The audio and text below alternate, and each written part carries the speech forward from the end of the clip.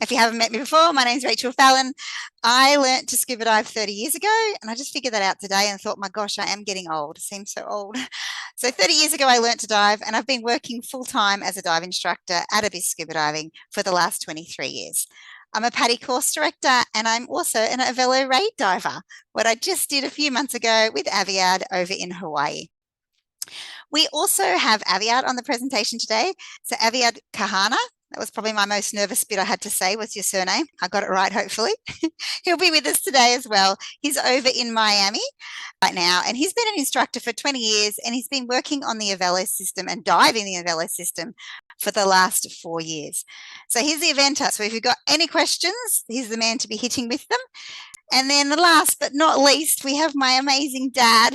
His photo's not up, or his photo's there, but his picture's not there. He's in the classroom with me right now, and he is going to be dealing with all the questions and passing them over to us so we can answer them for you. So thank you so much, Dad, for joining us tonight, and everybody else as well.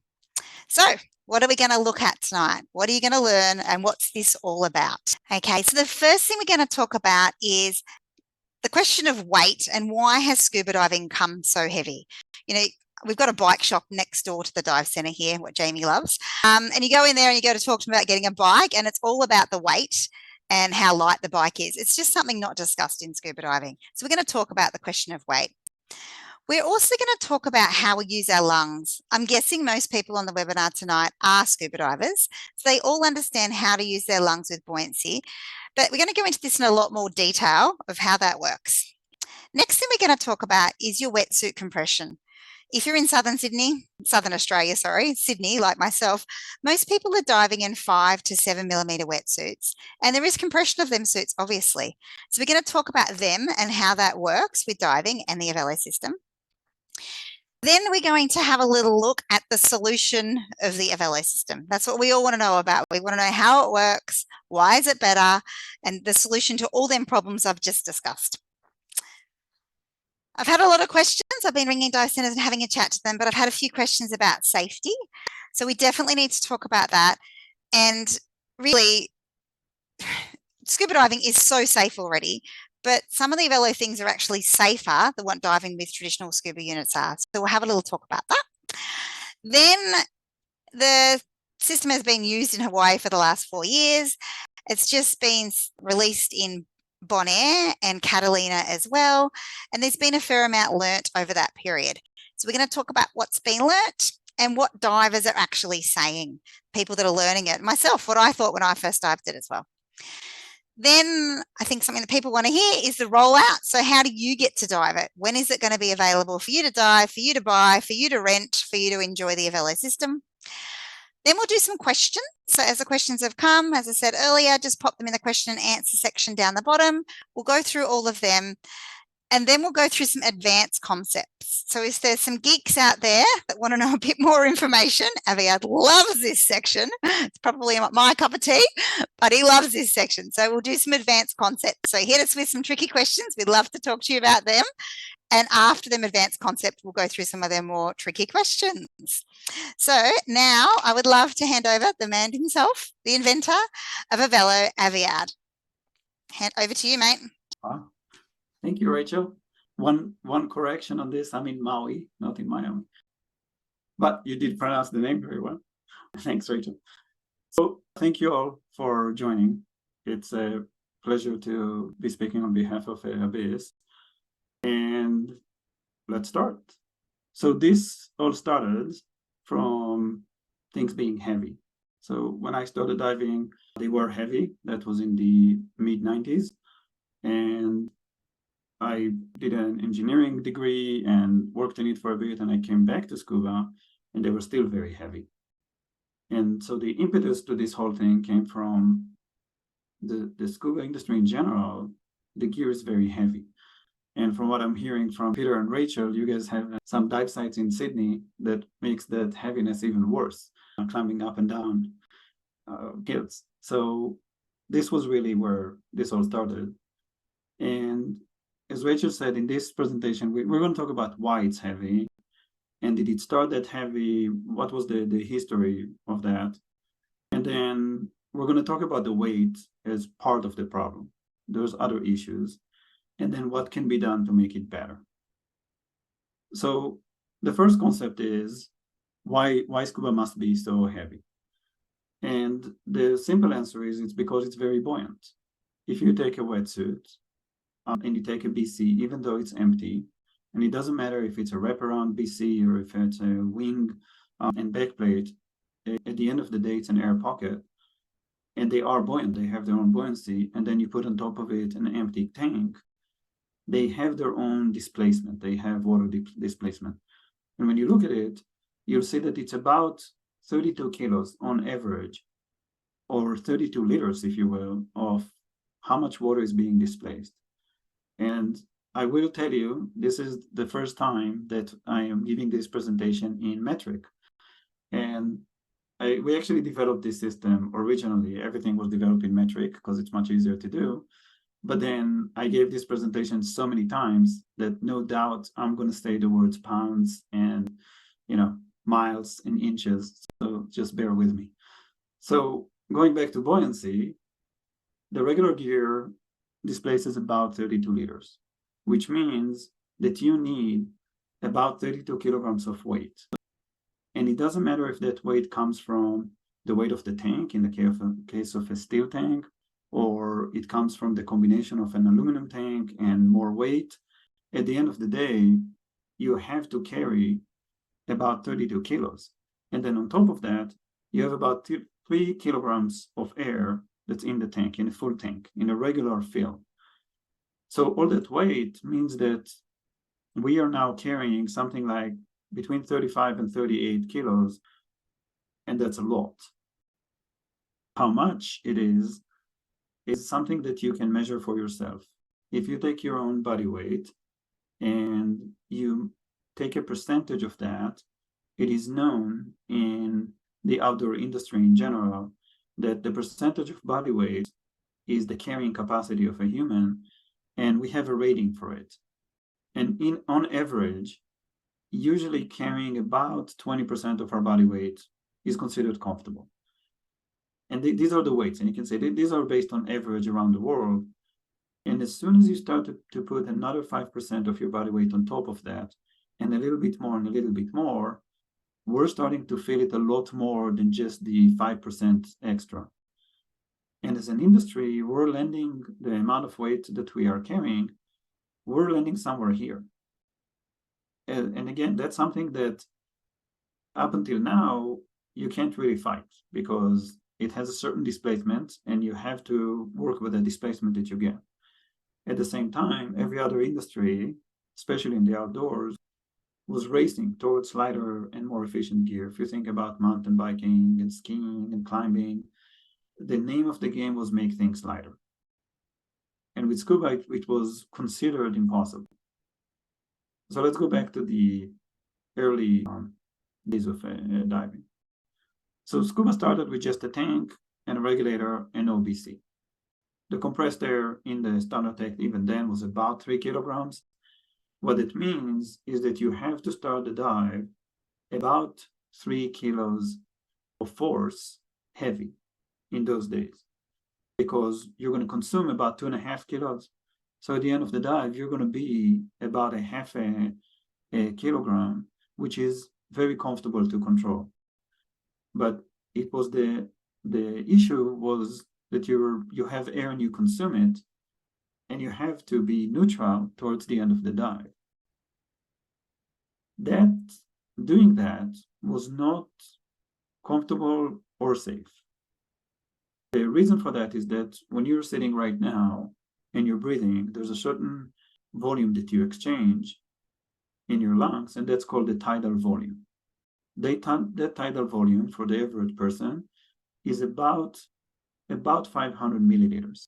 And that translates to a half a kilogram, or if you will, a half a liter of exchange, which means that when you breathe underwater, there's an undulation force of about a half a kilogram. Now, jumping into the water, negatively buoyant by a force of 3 kilograms, is hard. It means that they had to swim in the beginning of the dive. So in the beginning of the dive, they were heavy, but they were good swimmers. And then towards the end of the dive, when air was consumed enough, the forces balance, meaning the tidal volume could easily control the downward force of about a half a kilogram of air left in the tank. At that point, they reached that zen of perfect neutral buoyancy, and it was stable.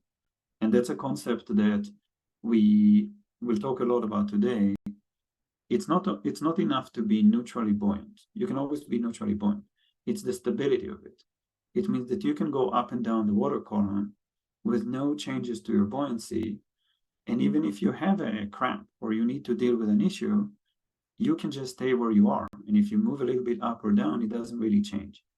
That was what they sensed. The issue was that it was only available for a few minutes towards the end of the dive. To fix that came the buoyancy control device, which really is an inflatable vest or a wing. And you wear it and you inflate it, and it's great because on the surface it gives you a lot of buoyancy. But it brought with it a few other things. First of all, as time evolved, BC became larger and bulkier, which means more volume. And then they have their own weight, and they require more weight by themselves. A lot of them are made out of materials that are compressible. So the BC was great on the surface, but at the same time, it adds a large amount of a compressible volume. When you look at compressible volume, you can equate a BC to a bubble. And with today's world, even if you're perfectly weighted, and beyond the 3 kilograms that you need to take for the air that you're going to consume, there's about 2 kilograms usually that needs to be taken. And again, we're talking about perfectly weighted person wearing a 7mm suit. All in all, it's going to be at the beginning of the dive, you need to support weights of about 5 kilograms or a negative force of about 5 kilograms. That's 5 liters. 5 liters of air is a fairly large bubble. It's a pretty large balloon. And that balloon rides with you up and down the water column. Now in physics, a sphere like that or a balloon, when you go up and down in the water column, the buoyancy force is increasing or decreasing by the radius of that sphere to the power of 3. So even small movements up and down the water column translates to very large buoyancy forces. It's hard to see it. It's hard to observe it underwater. It's hard to see a BC inflating and understand how much force it generates. But that's why we all experience as divers rapid buoyancy changes for relatively small changes of depth. Whereas a very small volume, and those also react to depth changes, but the radius doesn't increase that much. And so the buoyancy force just doesn't increase nearly as much as when you have a large bubble on you. When you compare them, when you compare 5 liters to the 500 milliliters that we have in our lungs, the ratio is 1 to 10.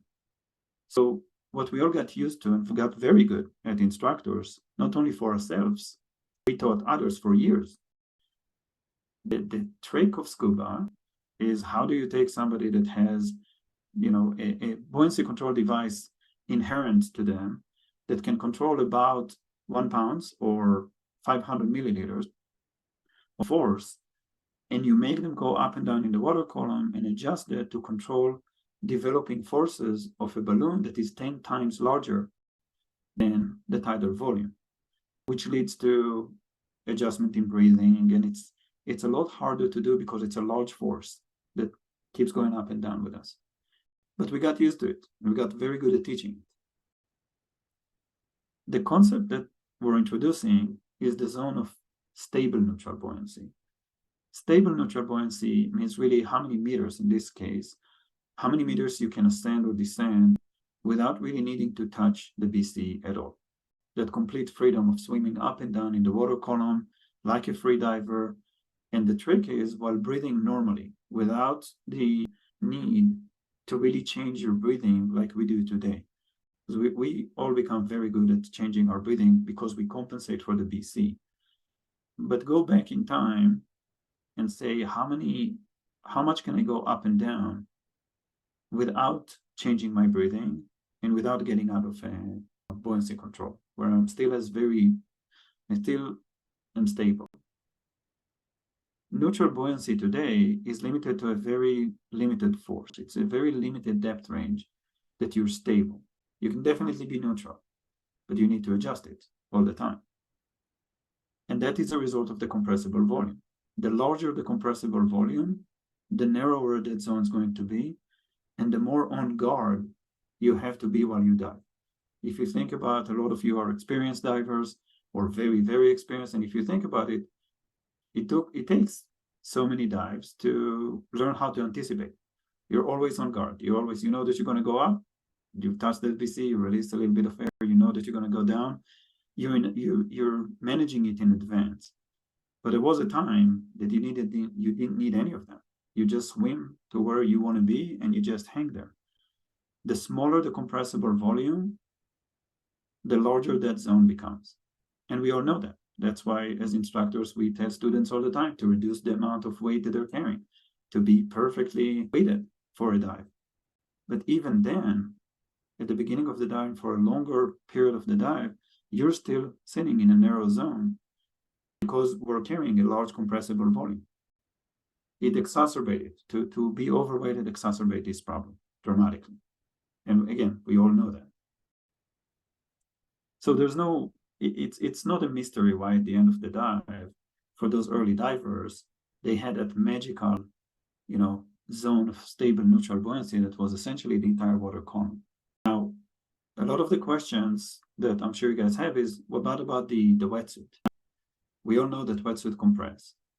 What we found when we started developing this is that wetsuit don't compress as much as we thought. The way this was developed is we thought about reducing the weight. So we develop a tank and we develop a pump and we put water in the tank and we go in and we start diving and we see that the BCD is just in our way. We now have another way to manage buoyancy, but at the same time, we discovered that wetsuits are not doing what they're supposed to do and what we taught other people for many, many years as instructors. The level of compressible volume in a wetsuit is much smaller than previously thought. They do compress, but even thick wetsuits are made out of cells, and those cells are closed, and they resist the compression. It's the neoprene itself resists a lot of the compression, and it gets saturated very quickly from micro tears and other elements. What we found over time, and we tested everything, 3 millimeter and 5 millimeter and 7 millimeter from all the large companies and small companies and every rental unit that we could put our hands on or new. And now we're working with some of those companies. And we found out over time that the compression is far from what we thought. Even very thick wetsuits are a very minor compressible volume compared with the BC. We just did Catalina, for example, and you would think that in Catalina you cannot dive without a large BC with a lot of lift to compensate for that. And we can tell you from experience that from the top of the water column down to 30 meters, the amount of weight that you lose or the buoyancy that you lose is equal to something like between 1.5 and 2 kilograms max. And what we found over time is that wetsuits, again, even thick ones, are not what is requiring the BC. The BC is really needed to compensate. It's not needed for wetsuit compression. It really is needed for its own compression. When you inflate it at the beginning of the dive and you start to get to depth, it helps a little with the suit, but it's a large bubble that needs to be managed underwater in its own sake. And that's what we found over time, that more and more as we started diving, especially with bigger wetsuits, it's not what we thought. That compression is not as big. It's not the 5 and 6 and even 10 kilograms that is expected of a wetsuit to compress. To sum it all up, the scuba philosophy advanced logically from the chronology was, you have a tank, you know that you're going to have air in it. That air is going to be consumed. So you have to start the dive heavier. You can do it with adding weights, or you can do it with a steel tank that will be heavier than or will be more dense than the standard tank. But at the end of the day, you have to start the dive heavier than you would like. And then on top of that, to compensate for that, we brought in the BCD, and the result is a system that we're all diving like we are a little bit of a lift bag. There's a lift bag and there's a weight, and we need to manage that throughout the dive. And so the thoughts started to be, well, what if instead of adding buoyancy all the time, we could remove that buoyancy? If we know that the issue is the 3 kilograms that we start the dive with, and then we need to add some more weight, and then we're going to consume it throughout the dive, what if we can just make a tank that simply loses buoyancy to match and open up the door to use materials that are available and are much, much lighter than the standard scuba tank? If you had a lightweight tank with an inner bladder to have the air held inside the bladder, that's going to be equivalent to as if you take a tank and you just remove volume from it throughout the dive, or move displacement, if you will. And you can do that, you know, on par with the amount of gas that you're breathing. As you become lighter throughout the dive, you just take buoyancy away from the tank. That's the way to think about it. The benefits are that a lightweight tank, as Rachel said before, when the question is why aren't we using carbon fiber tank? Because they float. So they do provide flotation when needed. In many cases here, I mean, in other places that we dove with no weights at all. So those tanks are much lighter than a standard scuba tank, and that's the flotation that you need beginning and end of the dive. Now, to control buoyancy or to just compensate for the gas of consumed, for the mass of consumed gas, you use ambient water for buoyancy adjustments, just like submarines do. And the beauty of all of this is that it does not change buoyancy as a result of ambient pressure. Because when you pump water into a tank and the bladder compresses, those internal pressure are much higher than the ambient pressure that we're so used to. And you can swim up and down in the water column, and the ambient pressure does not affect your buoyancy. So this is the system. It has two major components.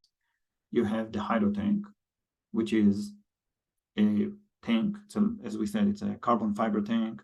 It has a bladder inside, and the water exists between the shell of the tank and the bladder. When you just fill that tank, the bladder will extend all the way to the bottom of the tank and take the entire volume of the inside. There will be no water in the chamber, because air always wants to compress or decompress. Air wants to expand, and it will expand the bladder and it will expel all the water out of there. And that answers a lot of the questions that we get in the beginning is, what happens if things, don't work? You don't need the electrical system. The bladder will push the water out of the tank, and we'll get to this in a second. On the jetpack side, it's a backplate that you wear. On your left side, there's a pump, and we have wonderful partners that develop a pump specifically for this. And it's a powerful pump that pumps water from the surrounding into the tank.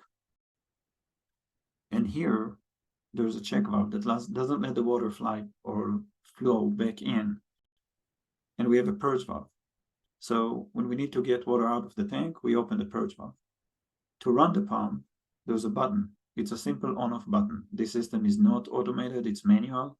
When you need water in the tank, you press the button right here. It sits behind you, and the pump will start, and it flows water into the tank. And you have a battery. The battery runs the pump. And the battery can only run the pump to flow water and to pump water into the tank. You don't need a system to purge water out of the tank. Together, it looks like that. And this is the Avelo system. It is by now both DOT, CE, and recently the tanks just got PGA approval, and they will be shipped soon. And so when you look at how a dive is conducted with this device, look at it this way. You go into the water, you harness the power of the tank to float, and you have your own swimmer's buoyancy, and there's a wetsuit buoyancy. And when you're ready to dive, you reach behind you to this button that I just showed you, which the animation will do hopefully soon here. It's a slow animation. All right, here we go. So you reach for the button and you start it. We did it intentionally slow so you can see it. The bladder will compress. Water is flowing into the tank and it's compressing the bladder and you become slightly heavier, but you're neutral. That's the difference between this and standard. You don't become heavy, you're neutral.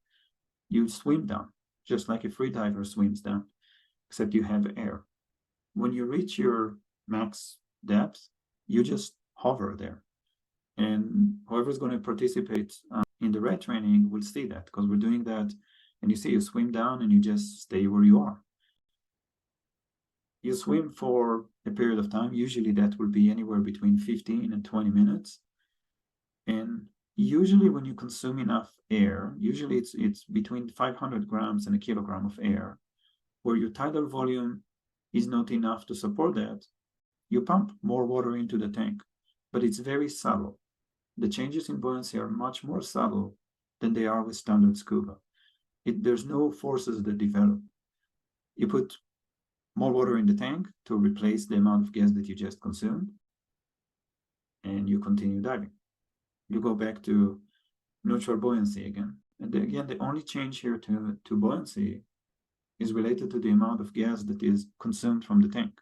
You swim up, you do your safety stop. As I said, when you stop, you just hover where you are, because that zone is very wide, or the zone of stable neutral buoyancy is very wide. So no more blown safety stops. And when you're done with the dive, you reach the surface and you open the purge valve and you let the water out. The importance of that is that, again, the bladder wants to expand because it's compressed. So it's decompressing now. When you open that purge, the bladder itself is what drives the water out of the tank. So safety matters. As Rachel said in the beginning, today's scuba systems are relatively safe. We just bring in an improved margin of safety, especially when it's related to dealing with buoyancy control. What's happening with today is that today's gear causes rapid buoyancy changes. When you have an issue with a BC, if it inflates on you or it has a tear, it causes rapid buoyancy changes. And it fails out of neutral buoyancy. With us, even when the system fails, you remain in neutral buoyancy. So let's look at a few examples.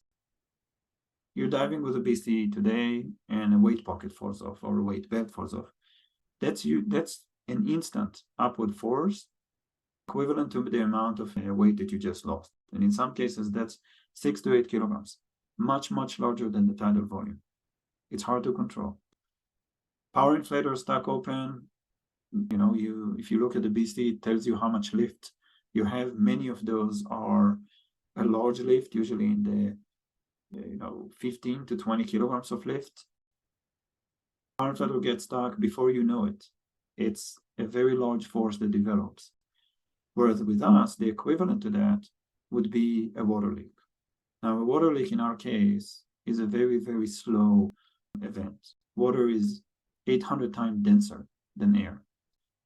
In a water leak, at most, you're going to develop a force of 2 kilograms, and that's over 15 to 20 minutes. Plenty of time to abort the dive, and we actually do that. In any one of the RAD programs that we're running, you will actually experience a leak where intentionally, we open the purge enough to demonstrate a leak, and you see that it's a very different scenario and much easier to deal with, even if you did have a leak. Other scenario is there's a problem with the BC and it cannot be filled. There's a tear. Again, now you're dealing with a downward force that can be meaningful, much, much larger than the tidal volume. With us, a water overfill is almost impossible. The way that the pump works, the pump stops every minute, and it stops for that reason. But even if it did, there's always a purge valve. You can always let water out of the tank regardless of the electronic system. It's a mechanical system to let water out. Even then, even with a water fill, even if you can't stop the pump, because it's a question that we used to get, the downward force is about 1 kilograms, and it develops very, very slowly. So you purge it. Battery fails, that's a question we get all the time. So what happens if the battery fails? When the battery fails, you're neutral. Even if you got to the point that you wanted to run that pump at that point and the battery dies, still the forces that develop are very slow. You always start from neutral buoyancy. So again, you have about 15 to 20 minutes to slowly aboard the dive. And again, all the people that were teaching, that's the conclusion that they come out of the dive, and you can see it very easily, that you have ample time to finish the dive. Another question that we get a lot, failure points, is what happens if the bladder is compromised? So we try to compromise bladders. They don't compromise easily. You actually have to convince them to be compromised pretty harshly. And in the early days of development, we did that, and then we waited for the dramatic effect of we're going to get water all over, and it's going to be catastrophic. It's not at all. What happens when the bladder gets punctured? Air is not leaving the tank. It only leaves a little bit of air, goes out, it saturates the water around the bladder, and that's it. Water doesn't go into the bladder. And so those bladders are tested. They're tested to 85,000 cycles. They can withstand 1,000 bar. They're not a bladder like the BC bladder. And that's something that's important to understand. They're much thicker. They're made for completely different loads. But even when they do, a little bit of air leaves it, but it stays in the tank. It's not that you get water in your regulator. In fact, when it happens, you don't know until the end of the dive. You'll only know when you open the purge, and a little bit of air will come out. So you close the purge and you get out of the water. But it's something that is very hard to try and do. And again, it's all something that's part of the training, and it's not something that causes a problem. So what we learned, and by now we have not only 5,000 dives, we have more than that in logged dives through instruments that are very sophisticated, that we'll cover later. That's why our logo or our tagline is saying simply better scuba. It's a lot more intuitive. It's a lot more, when you tell somebody, let's go diving, and they don't know anything about diving, the experience that we're giving is the experience that they expect, which means you go on the water and you're going to swim. And when you're going to see something that you want to take a picture of, you just hover there. Lung controls become second nature in minutes. You're not working against a BC. You're not working against a large compressible volume. You just learn very quickly how to control the entire dive with your lungs. And that is the buoyancy device that you have. You set the point of buoyancy with the tank, but then you have long periods of time that all you need to do is to breathe normally. Air consumption improves, and we're now showing that with profiles that show workload underwater. And the overall diving experience is boosted. Things are effortless. It's better hydrodynamics because of streamlining, because the system is smaller. There's no sail on you. And it's simply better both above and below the water. Above the water because of the weight, and below the water because of the style of diving. It's easier to use, and it's easier to teach. And as we said, it was safer. So this is where Rachael comes in. So what are divers saying? Just one sec. Sorry, I was just echoing back to the other monitor. I had to get that fixed up. So what are divers saying? Most people on the call now are divers, and we all love diving. We teach people all the time. Every weekend they come in, and just even normal divers are coming in with their normal gear, and they're saying they love it. Maybe they complain about being cold, and we fix that by giving them a good wetsuit. Maybe they complain about the visibility. There's not much we can do about that. But probably my number one complaint on a Sunday morning after an open water course is the weight. They'll come in and the students will say, gosh, the gear was heavy. I found muscles I forgot I even had. And that's their biggest complaint. With the Avelo gear, that complaint's gone. It is so much lighter out of the water and so much more comfortable in the water. I guess I could compare it to freediving. And I didn't really think about it that much while I was in Hawaii doing the diving. It wasn't until I come back and then I went out and was teaching a course and I was towing a flag with me. And I was like, gosh, that's a lot of drag just towing the flag compared to not towing the flag. So when you think about all the extra gear that you have when you're diving with a standard BC, there's a lot of extra drag there. And when you go to the Avelo, you can see in them pictures there, it is just so free. There is no bladder, there's no bubble, whatever you want to call it, behind you. It is so much freer in the water. There's no bulk there at all. With the neutral buoyancy, when we're in Hawaii, we're at about 18 meters of water, and then a big school of dolphins swam over the top of me. And straight away, your first instinct is to swim up and have a closer look. And so straight from 18 meters, I went straight up to that 5 meter mark, probably quicker than I should have. But there was no problem with going up quickly. I didn't have to dump the air and swim up. I just swam up, watched the dolphins go over top, and then swam straight back down again. And there was no need to change my buoyancy at all. It is just so free underneath the water. Yeah, it's quite different to diving with normal scuba. So yeah, I'm sure that everybody will love it. That's for sure. Back over to you, Avia. All right. I'm going back to questions that we're getting about compatibility. So the hydro tanks are a high pressure tank. You can fill them to 300 bar, and if you do so, then they'll have the capacity of about a 15-liter tank, or that's the usual. For those of you that really want to know the capacity of this tank is 3,000 liters of air. If you fill them to 200 bar, then you're going to get the same capacity of what we call here a 12-liter tank. That's the equivalency. We typically, when we teach, we fill them to 200 bar. You can fill them to whatever the dive shop will give you per the circumstances of the dive. Just remember that air is weight, and it can be a functional weight, which is where the fun begins sometimes. So they're equivalent. From the perspective of the diver that wants to go have fun, you fill them like you fill any other standard tank, and at 200 bar, you're going to get what you get from a 12-liter. At 300 bar, you get a lot more. They are DIN valves. We do love DIN. And I don't know if you all noticed that, but we do dive the tank backwards. And that's a question that I got a lot. Why do we dive those DIN valves backwards? It's not about the valve being DIN. It's because the system is streamlined and the tank sits closer to the diver, in our case, and the valve hits your head if you dive it normally. And it happens in standard scuba as well. And so we just flipped it around, and it's a lot more comfortable. But you can, if it's your own tank one day, you can flip that tank the right way. In that picture behind Rachel, it's actually me in the days that we used to dive those tanks with the valve pointing what is today considered the right way. It can be done even today. We just prefer to dive it backwards.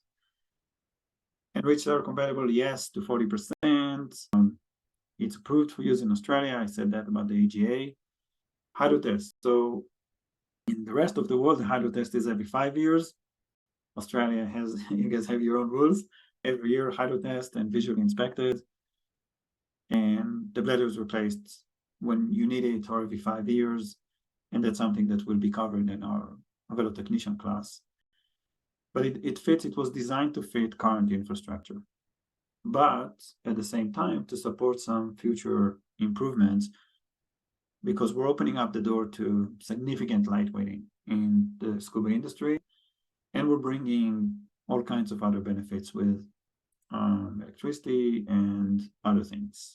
Where can you dive it? So I'll start from the left here. Up until recently, you could have dived it in Maui, but our shop, unfortunately, was a victim to the Lahaina fires, and we lost all of our gear, all of our gear that was on Maui, and that caused delays. We're ramping this up, and hopefully by the end of the year, this will go back to be a place that you can dive it in.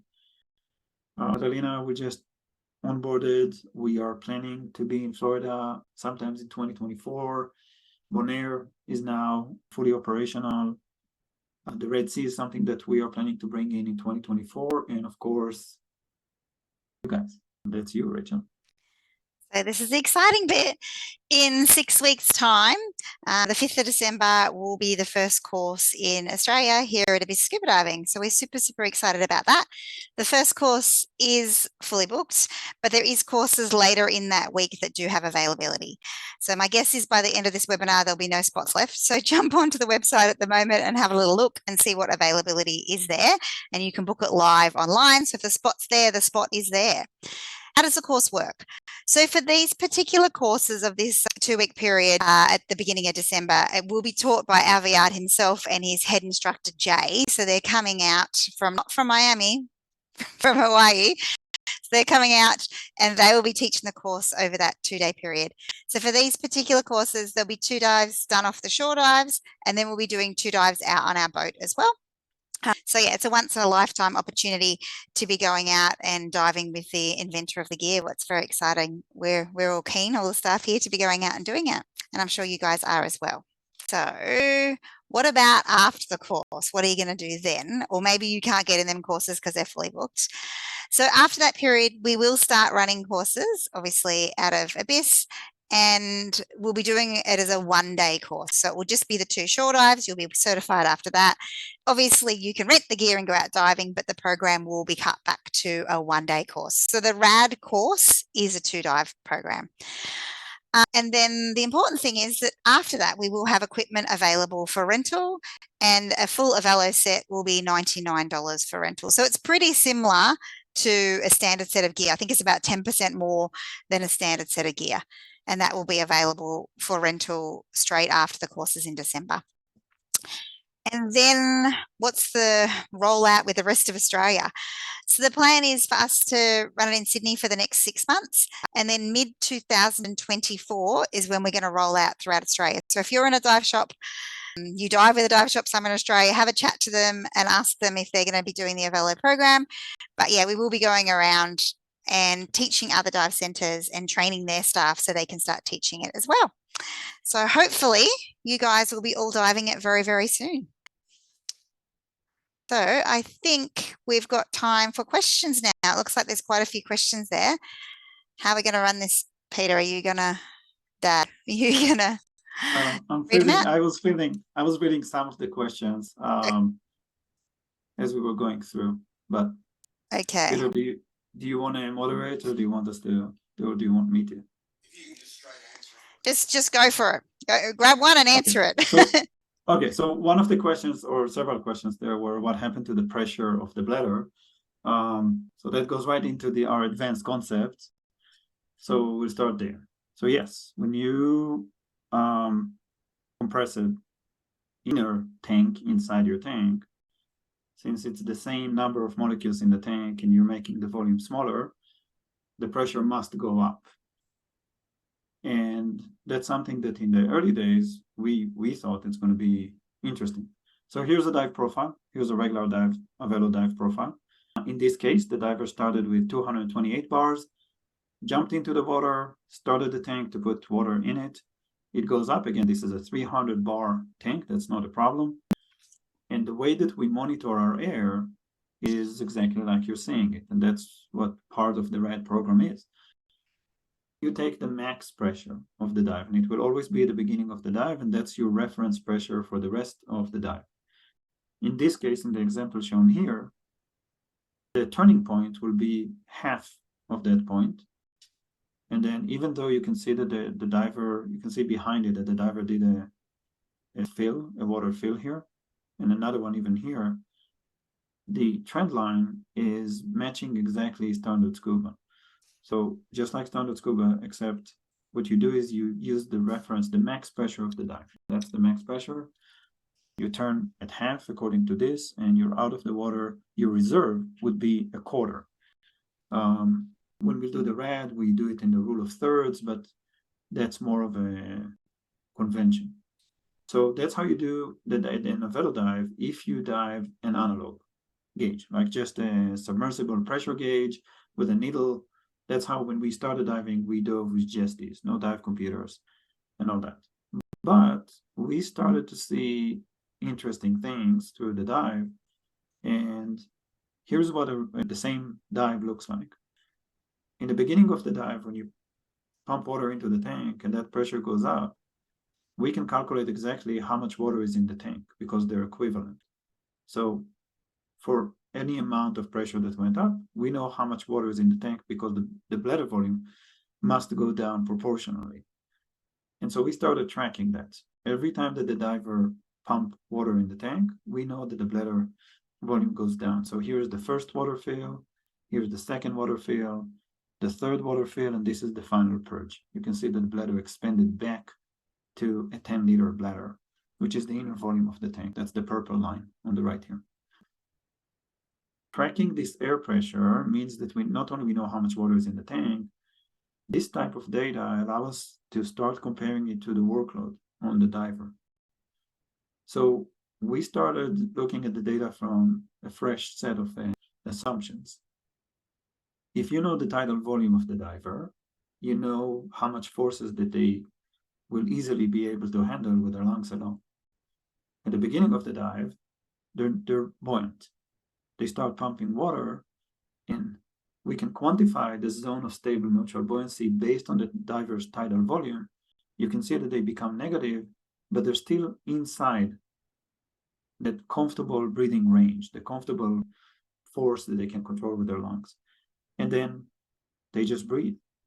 And we take into account even wetsuit compression, and you can see that they breathe and breathe and breathe. And when they reach that area that they're about to be out, they pump again. In this case, they pump a little bit. They could have pumped a little bit more.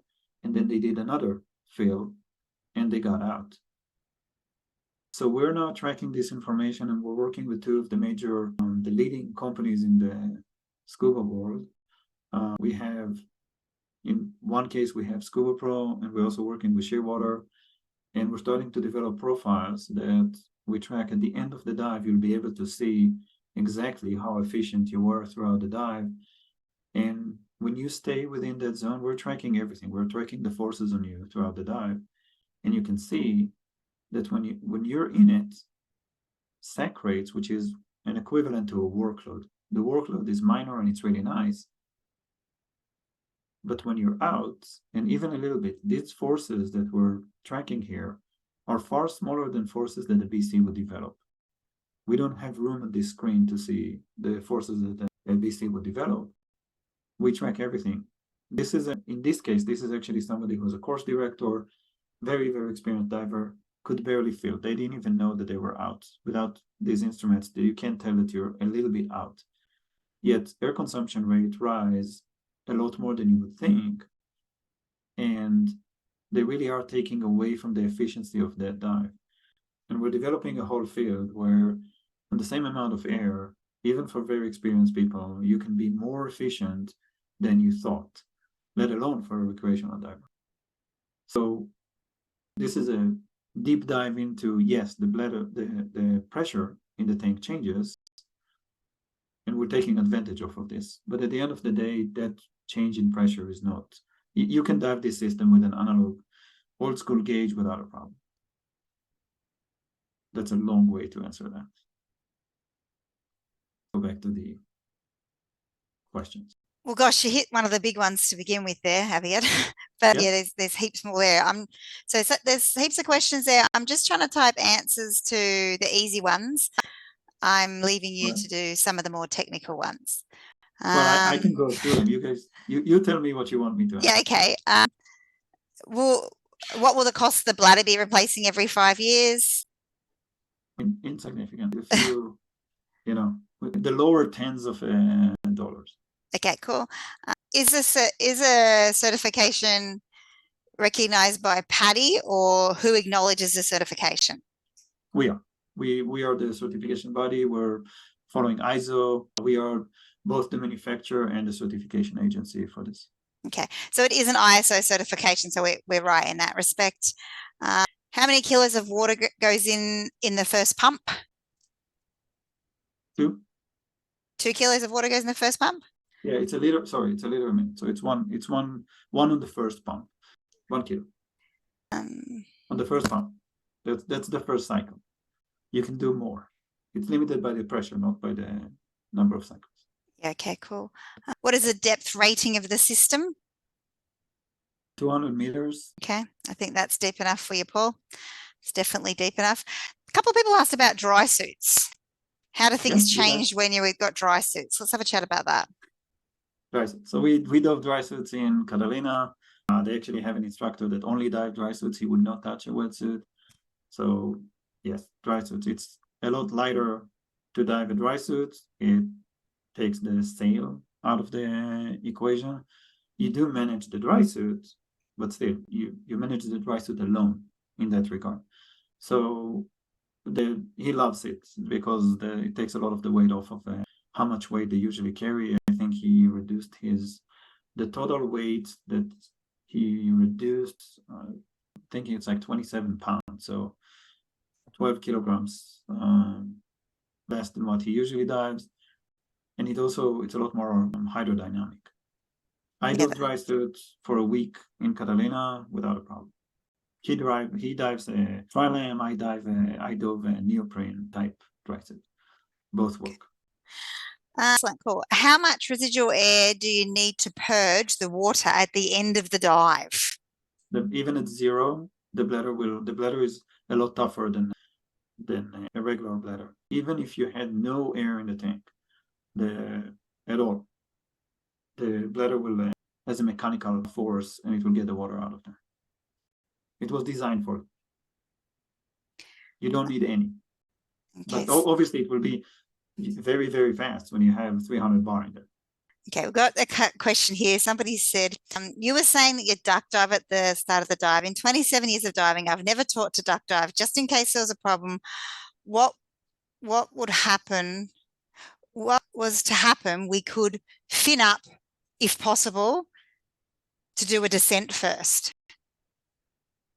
A descent feet first. You pump a little bit more water and you exhale and you can go feet first. You don't have to, but the animation shows as if you have to duck down. You don't.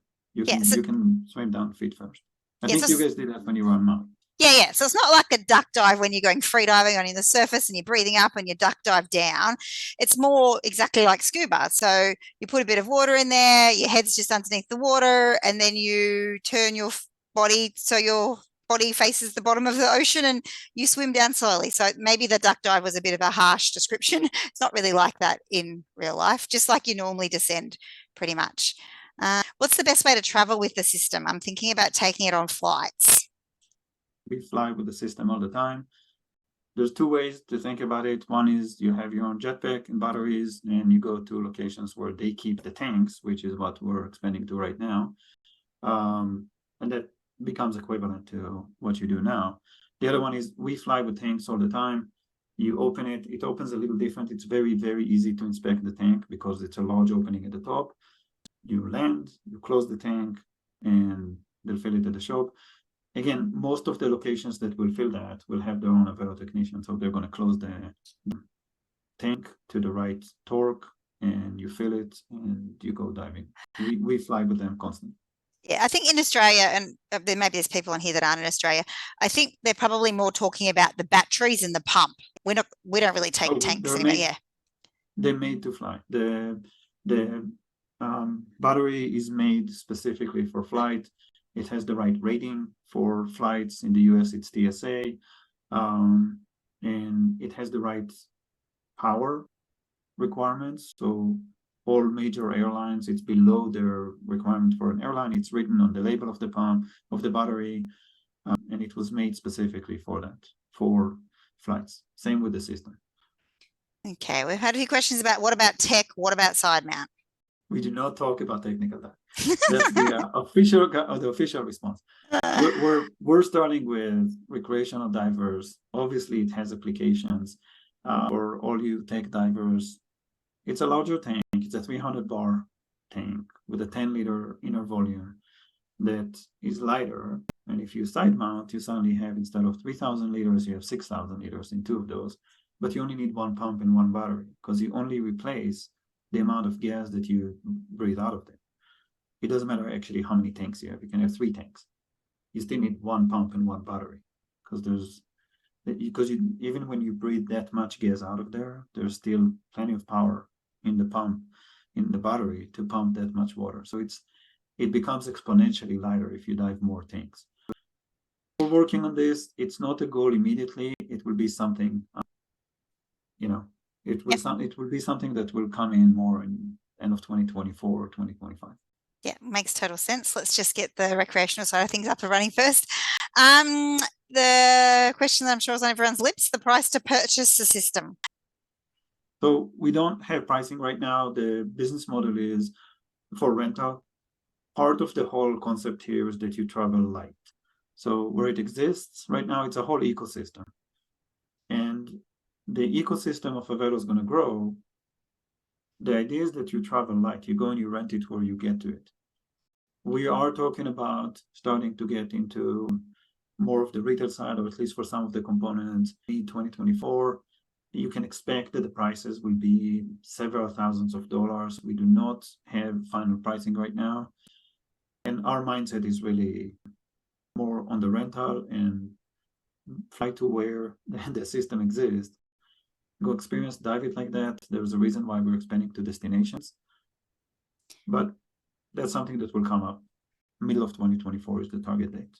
Yeah, so the plan is that everybody has their own regulator and turns up with their own reg, and then the jetpacks, pumps, batteries are at the stores with the tanks at the moment, and then in 6 to 12 months time, then we'll be starting to be able to produce enough to be able to sell them at a reasonable price. But right now it's just too expensive because we're making not enough of them, obviously. And then there was another question of what is the bladder made out of and how many times is it recommended to use before replacement? What I think we did go over in the presentation for both personal and rental use. But what is that bladder made out of? So the bladder is made out of the same materials that your high pressure hose and low pressure hoses are made out of. It's a specifically type of rubber that is made for that.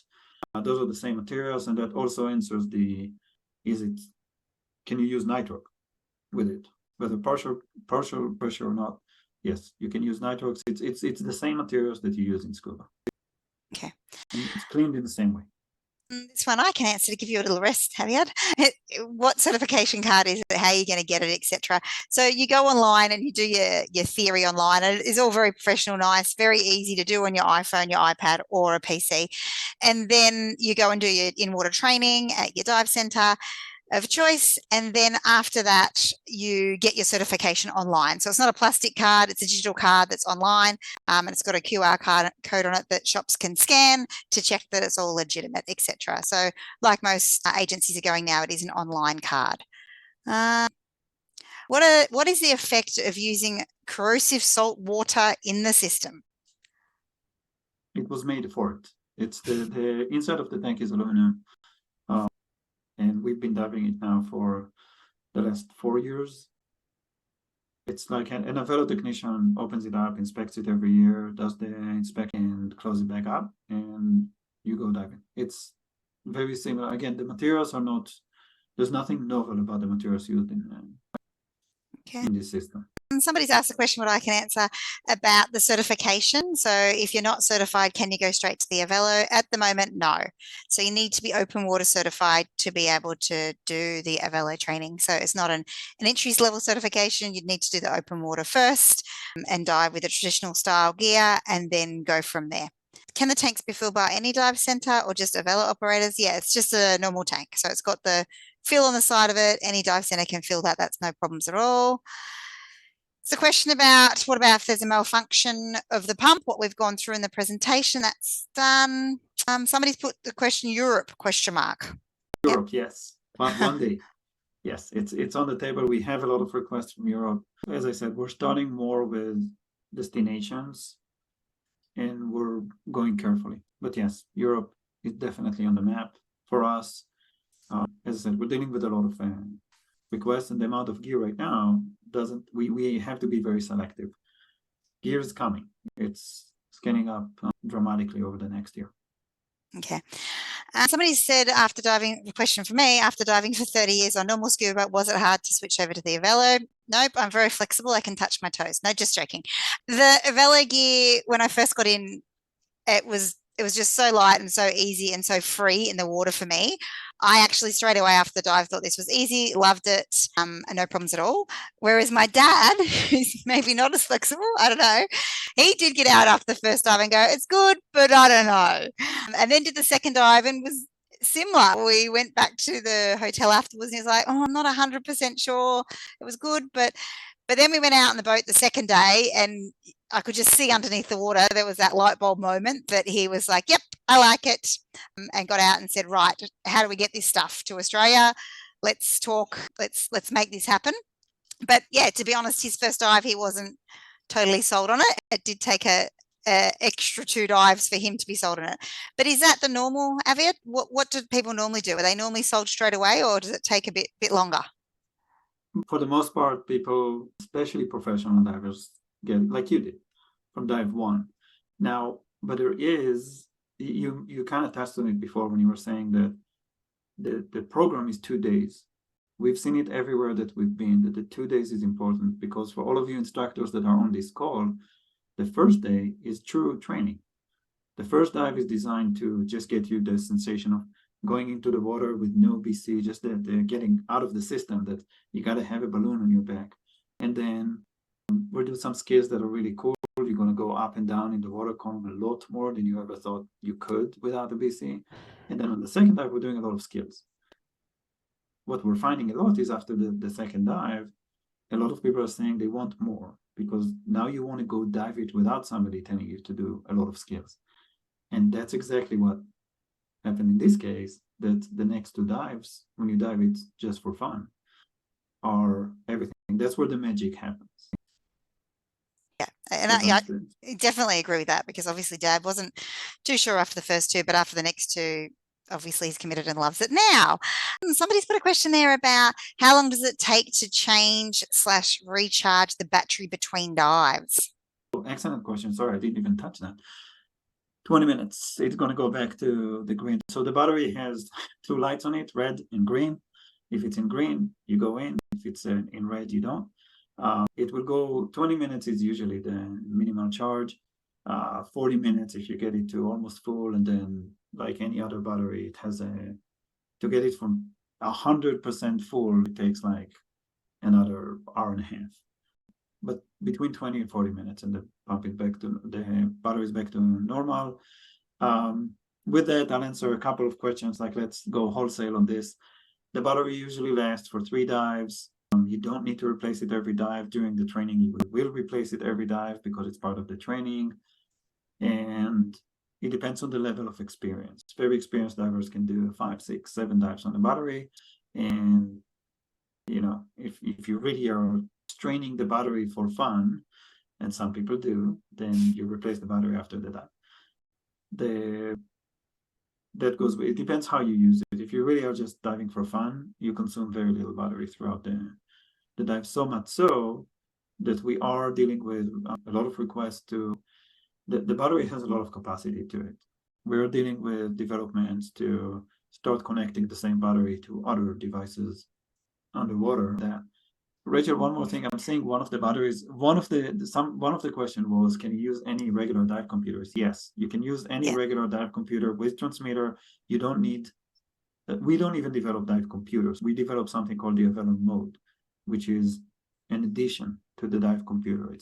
It's a algorithm and a code that is added to dive computers. So with that, you can just use a pressure gauge and your normal wrist computer if you want. You can use a air integrated computer, whatever you like, whatever you're diving with now. And, you know, somebody's put a comment there. I'm trying to read through them all. There's over 100 questions to be answered, but somebody's put a question there saying, you know, the rental model isn't very attractive to me. I really want to have my own gear. So you can still have your own reg. So you turn up with your own reg. And so like we have at Abyss, we have 200 tanks in rental. So it's just going to be like renting a tank, like what so many people do. So your air fuel's included, you rent the tank, and then you are renting that jetpack. What's your battery, your pump, and I guess it's like your harness, so it's like your BCD, but it's got no bubble on it. So yeah, you're renting the pump, the battery, and the harness, and your 2 tanks, and you're using your own rigs and dive computer if that's the way you want to go. But the $99 we spoke about does include a regulator as well, and the regulator does need to be DIN. So if you've got a yoke reg, you can get it changed over to DIN, or you can buy a second reg and have a DIN reg, whatever you like. But yeah, it does need to be DIN. Before you get the rubber taste in your mouth. Has anyone ever said that to you, Aviad? Occasionally, just like a new regulator. You know how sometimes a new regulator has a new regulator taste? Okay. It's in the same way. Okay, yeah, I definitely didn't get that. Will there be a technician at every Avelo dive center? Yes, there will be. So the course, well, Aviad and Jay are out here, so you're learning from the inventors, is a 2-day program, and it's $995. And that's 4 dives. 2 of them are off the boat. When that finishes up, we will be running a 1-day program. What will be a little bit cheaper, we're just finalizing that at the moment, because it will just be 1 day with the instructor. Obviously, then you can rent the gear and you can go out and do dives. But yeah, it's just the 1 day. You don't get the 4 dives. What was Peter's main concerns on the first day? Dad, do you want to jump in and say that one? Can you hear me? Yeah. Have you opened your mute? I guess, sorry, my main concern was it didn't feel anything special. Whereas by the time I got to the second day, I was flying. It was just such a fantastic feeling on the second day. Whereas the first day, it really didn't seem to be that much better than what it was with a normal tank. Now, having said that, it was much lighter, and I wasn't climbing down the steps or going up shiprock.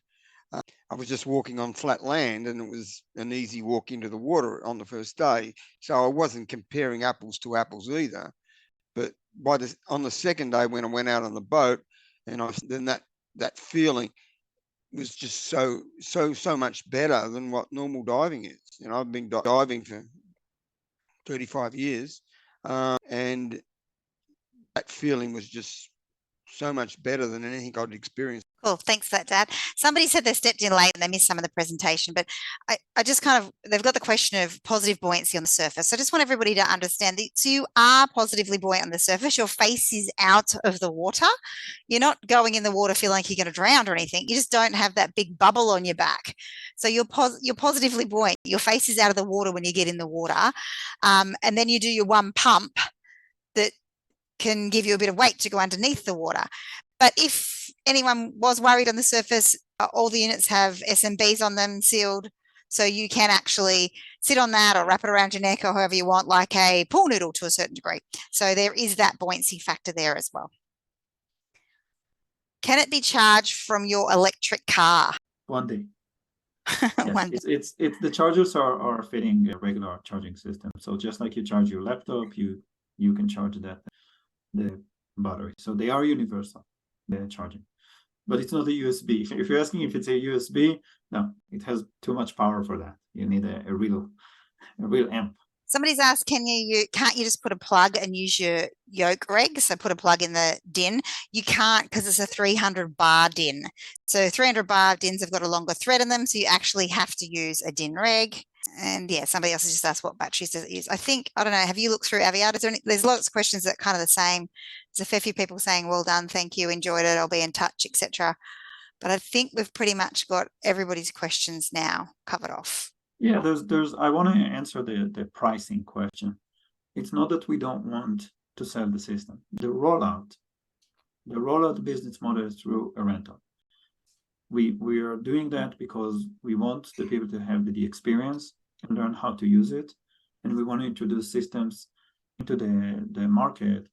And absolutely, the goal is to eventually sell, and for everybody to have their own, or at least components, just like today. Some people want to have the regulator and the BC and they rent the tanks, and some people want the entire unit and they want to fly with it.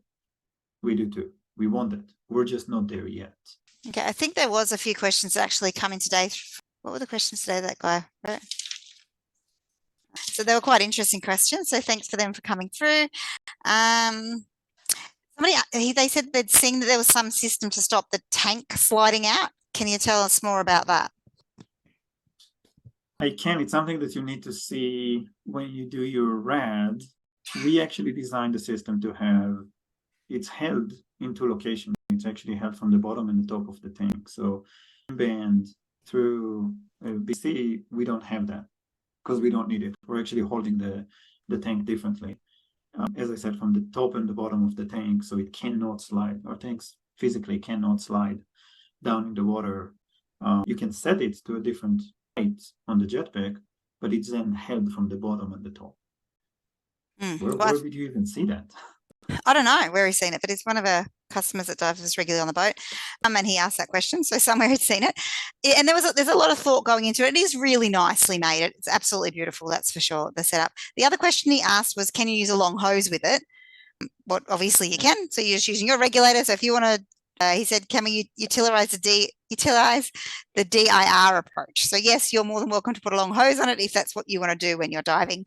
That is no problems at all.